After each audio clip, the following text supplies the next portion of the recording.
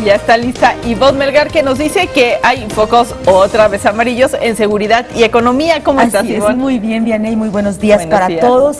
Desgraciadamente se vuelven a empatar estas variables. No son muy amplias los señalamientos en la prensa con alcance nacional, pero sí están ahí muy contundentes los datos duros oficiales. Ese es el punto, no son perspectivas, no son cálculos, no son pronósticos, sino Ayer me decía Eduardo Clark del Instituto Mexicano de la Competitividad, dice, los economistas nos tardamos más explicando por qué no se cumplieron las expectativas que haciendo expectativas. Esa es lo que nos qué educamos. Buena definición. Así y es. Qué buen reconocimiento. Y ese es el punto hoy. Se dispara cartera vencida vía nómina, es la nota principal del periódico de la vida nacional de Excelsior, que pues está dando a conocer cómo los créditos sin cobrar crecieron en 290%. Es realmente una cifra alarmante para medir lo que está ocurriendo con la economía. En 3 años aumentó 142% la cifra que los bancos prestaron de acuerdo con la Comisión Nacional Bancaria y de Valores. ¿Qué significa esto? Pues que el fortalecimiento de la reglamentación para el otorgamiento de créditos deberá frenar el crecimiento de esta cartera vencida vía nómina para que no se preste a quien sea insolvente. Necesitamos ya tomar estas medidas, se está previendo porque pues realmente el indicador de la cartera vencida nos habla de una falta de liquidez y vía nómina, pues vía empleados, pues imagínate, ya son palabras mayores.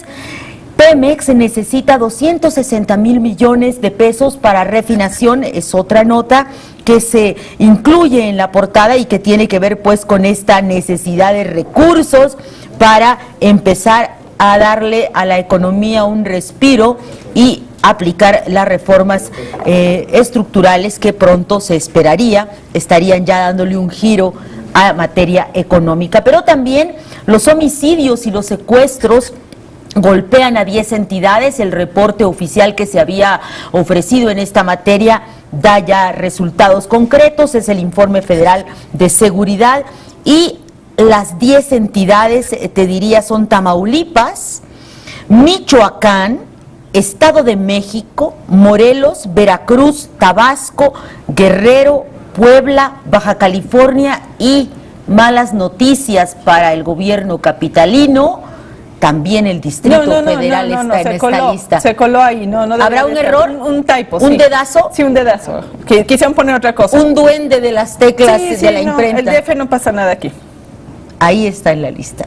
Le avisan por favor a las autoridades capitalinas que está en la lista de los 10 estados con mayores índices de plagios y desgraciadamente ahí está el señalamiento. Desmienten ultimátum contra las autodefensas y desarman a policías en paro en Acapulco, parte de lo que tenemos hoy en la portada de Excelsior. El Financiero también tiene esta combinación pues letal entre malas noticias económicas y de seguridad. Empeora México en telefonía móvil. El ranking de conectividad está ubicando al país en una caída del puesto 102 al 129 en los costos del servicio celular. Es un ranqueo internacional y pues hemos descendido lamentablemente. Y en lo que sí suben las cifras es en los secuestros, 27.5% en el primer trimestre del año, nos dice la portada del Financiero. Y reflexiones. Hay reflexiones. Frentes Políticos se pregunta otra vez, ¿y el desarme para cuándo? Y es que Michoacán no avanzará si no acaba con los grupos de autodefensas. Integrantes de la Comisión de Seguridad Pública de la Cámara de Diputados exigieron a Alfredo Castillo Cervantes, comisionado para la seguridad en el Estado, cumplir con el plazo del 10 de mayo para el desarme de las autodefensas. José Guillermo Anaya, presidente de la Comisión de Seguridad, aseguró que así se impide el brote de autodefensas en otros estados del país. Veremos. señala Frentes Políticos. Carlos Elizondo hoy en su columna, en su reflexión de Excelsior, dice que México, junto con otros 10 países de la región, ha solicitado a la Comisión Interamericana de Derechos Humanos abolir la pena capital en el continente americano. Uno se siente bien, dice, de vivir en un país con tan altas aspiraciones morales. Lástima que sea solo para consumo externo, porque en México sigue vigente la pena capital, no legalmente, sí en la práctica. Según la consultoría en temas de seguridad Lantia, en 2013 hubo 11.274 homicidios vinculados con el crimen organizado. La epidemia de secuestros que se vive en el país no es resultado de que las sanciones sean poco severas. En España, por ejemplo, donde el homicidio doloso tiene una pena de 15 a 20 años y el secuestro se castiga con una pena de 6 a 10 años, casi no hay secuestros. El secuestro no es un negocio cuando la policía funciona. Y reflexiona finalmente Carlos Elizondo que para tener un Estado eficiente se requiere de más administración y no necesariamente de más reformas legales. Las declaraciones pomposas y las reformas legales pueden hacer sentir bien a muchos el día que se emiten, dice Carlos Elizondo, pero no cambian gran cosa la vida de los mexicanos si luego no se implementan bien. Hay incontables espacios de mejora en la administración pública que no requieren reformas, solo funcionarios concentrados e interesados en hacer bien su trabajo. Lo hemos dicho, ¿de qué sirve que le metan 40, 100, 200 años al secuestrador si primero lo tienen que agarrar? Si no lo agarran o se les va, pues claro. ¿para qué sirve que le pongan todas las penas del mundo? Primero le tienen que comprobar los delitos que fueron agarrarlo. Luego tienen que formar el expediente, que no se les vaya, que no se les vaya por falta de pruebas. Ay, es que no pudimos armar el expediente. Y entonces sí viene el castigo. Y empieza a darse esta serie de reflexiones en la prensa mexicana. ¿Por qué? Porque no se puede vivir de ilusiones, nos dice hoy el cancionero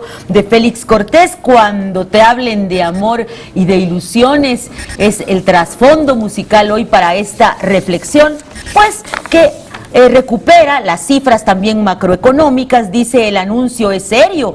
El índice de desempleo en México llegó en el mes de marzo a 4.8% de la población económicamente activa, mientras la versión oficial afirma que nos vamos recuperando, y al amparo de las tramposas estadísticas del IMSS, cada día se crean más y nuevos empleos. Si a este indicador se agrega el de subempleo, que es de 8.8%, la tasa se convierte en más dolorosa.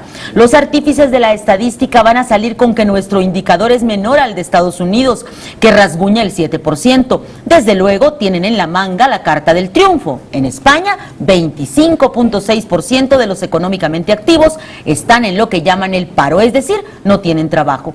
A los malabaristas se les escapa que ni en Estados Unidos ni en España la economía informal absorbe al 64% de los hombres y mujeres económicamente activas, como pasa en México. Vivimos en un país de artilugios e ilusiones. Y da otro ejemplo: Emilio Lozoya Austin ha sido nombrado el ejecutivo petrolero del año 2014, a 1 año y meses de haberse hecho cargo de Pemex, y cuando del año en curso ha transcurrido un escaso tercio. ¿Será que la distinción la otorga un ente que se llama Energy Inteligencia, que sabe cosas que la inteligencia de los mexicanos no alcanza a saber? A lo mejor.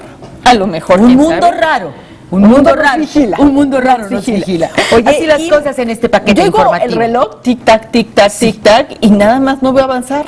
Y no avanza la cosa en el Congreso, por el contrario, ya no se frena. Yo utilizaría un verbo un poquito más violento, como el tono que ha adquirido el debate. Se atasca la agenda legislativa. Así, ¿no? Así como en fango, se queda totalmente ahí, como cuando quieres sacar la llanta de un lodazal muy intenso. Pues así están las cosas.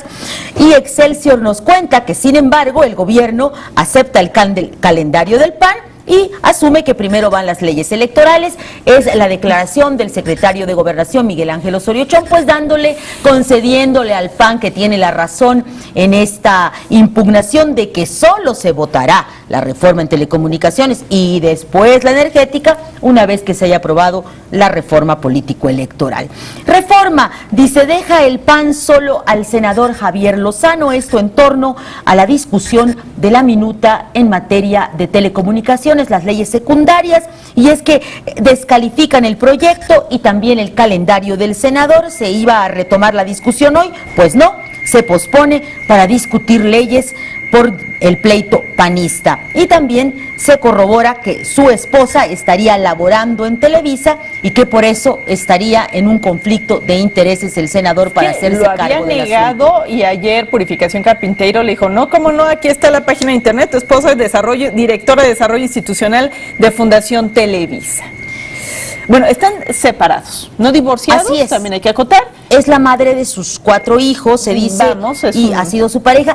El tema es muy polémico porque si nos vamos a esa, pues creo que la lista del PRD y de la propia diputada Purificación Carpinteiro era de como de 15 legisladores que tendrían que excusarse porque en algún momento han estado vinculados con el sector de telecomunicaciones.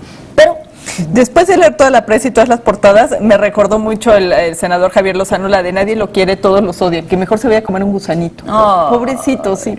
A mí sí me parece que se pasaron. Pero también se pasa a él, cómo se va por la libre. Solito se quería comer el pastel. Sí, yo puedo. A ver, no es así. Bueno, me enseñaron que no es así, hay modales. Hay modos, ¿verdad? Sí. Hay formas, y aquí la cosa es que se les empalmó con la grilla del PAN.